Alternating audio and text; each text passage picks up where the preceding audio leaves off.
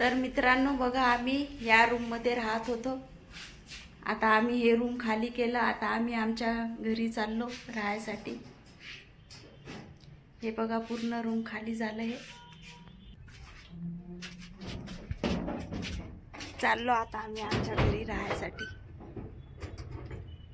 हे भाड्यानं होतं मित्रांनो.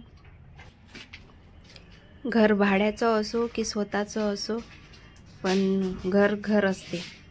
आठवण येईन आम्हाला या घरची पण खूप, है ना.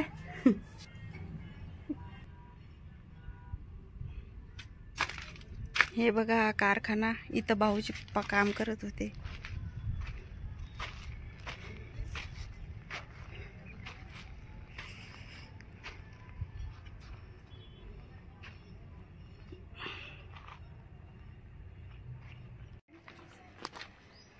सगळी मराठी भाषा कळते तिला.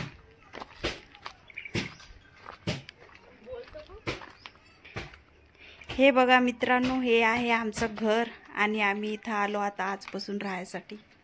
पहिली इथंच राहत होतो सुरुवातीपासून, पण भाऊच्या पप्पाला काम होतं तिकडे, कारखाना भाड्याने घेतला होता 2-3 वर्षापासून. तर मग आम्ही तिकडे राहत होतो. बघा हे घर किती खराब झालं. तर बघा मित्रांनो, आता भरपूर काम आहे इकडे आणि पसारा वगैरे लावायचा आहे. मग भेटूया आपण नेक्स्ट ब्लॉगमध्ये. तोपर्यंत बाय बाय.